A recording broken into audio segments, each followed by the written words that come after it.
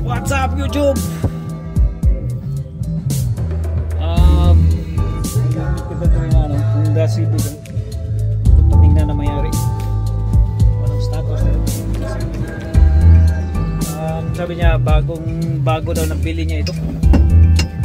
So, tingnan natin niya anong status ng timing belt model ba ito or weight belt model ba ito.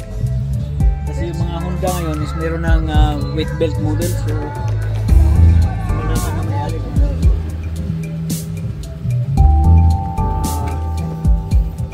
yung pinaparada pa niya. Tapos pagkaparada na niya, saka na natin yan ang tirahin. So ito yung mga park side na mga product na ginagamit natin, no? Actually guys, they're very cheap, park side cheap, but they work perfect to me. But sometimes they break down normally because of the wear and tear. So this product is good. So ito yung nabili mo, 172. So titingnan natin kasi may sometimes mga model nito with belt na to, with belt to. So obviously pakibukas daw ng pakibukas ng hood. Patay mo na rin Patay ko na rin. So weight belt model ito. Yan, weight belt to. Kasi nakita ko na to noon dati, naka-vlog ka na rin ito eh. Ano naman yun sa sa bandang Silver ba yun? Banda? Somewhere? Babae yata may-ari na. Weight belt ito. So obviously hindi natin basta-basta ma-check ito dahil kailangan natin bubuksan buo ito. Okay. Para ma-check yung weight belt. But natanong mo sa may-ari kung kailan to napalitan ng weight belt. Hindi pa. That's the thing. If you don't know the history, then we're gonna start from scratch, no? So order like a weight belt kit. Naka-ano ko na mahal weight belt nito eh. 600. Mahal talaga.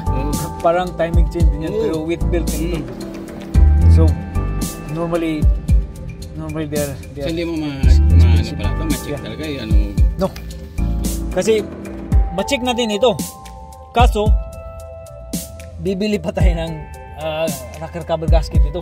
Kasi pagka nabuksan ito, yung rocker cover gasket niya, hindi dapat sinabi mo na hindi ko rin na alam na alam na weight belt. Hindi, sinabi ko na nga sa'yo na weight belt nga eh. Hindi ko na tingnan pa. Pero pagka nabuksan kasi ito, kailangan natin ng rocker cover gasket din. So that's the main thing also.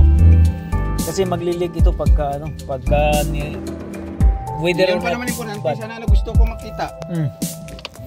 But obviously 172. Ilang years na ngayon?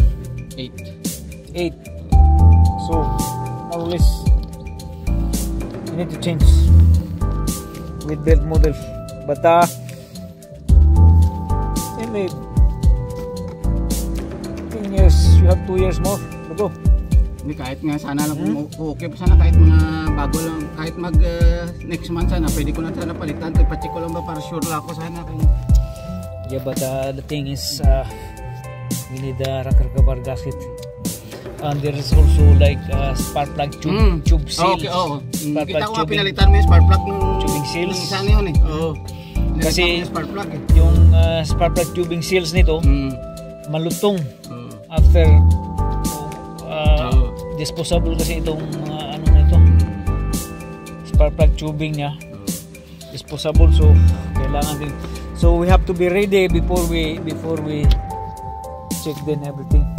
And there's no need to check actually if there is like 10 years maximum, 10 years weight belt, timing belt, 10 years maximum lifespan, then change whether good or not, you know what I mean. Pero what do you think sa tunog niya? What do you think? Yeah, but I didn't hear yet. But obviously with belt you cannot hear anything because this is made to be like silent. because it's wheat belt, so it cannot hear anything. Any symptoms ba? Any symptoms? No, any symptoms, magpa-flashing yung ano niya ng oil sign.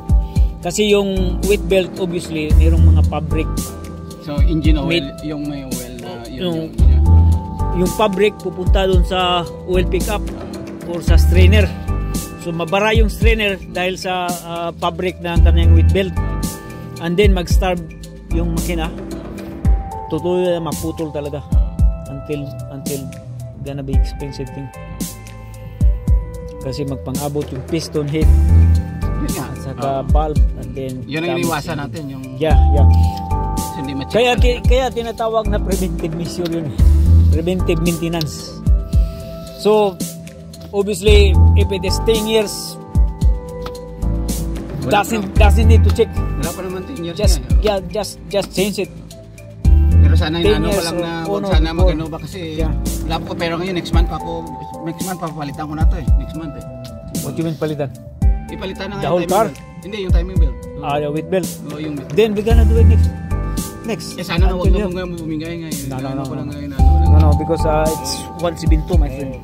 172, so you have 2 years more to go. Pero sa next month papalitan ko na sa iyo to next month. Yeah. Papalitan ko na sa iyo next month. Gusto ko sana i-check and then if papalitan natin, so there's no need to change oil now. Because we're gonna drop the oil then after. You know what I mean? So in one go, we have to change everything.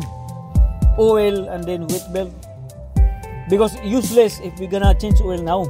Ay, change mo na oil niya kasi malaki naman na tinatakbo ko na Yeah, but after next month, we're gonna change oil again. Naka 5,000 ano na ako kasi every 6,000 miles to kailangan ipalitan yung ano niya. Okay. Malinis talaga yung oil ng pag-wet belt Yeah. Okay, so change oil for now, okay? Change oil lang. Yeah. Kasi hindi mo naman maano yung pag-wet belt Okay. Okay. Sige. Sa likod yun. Okay.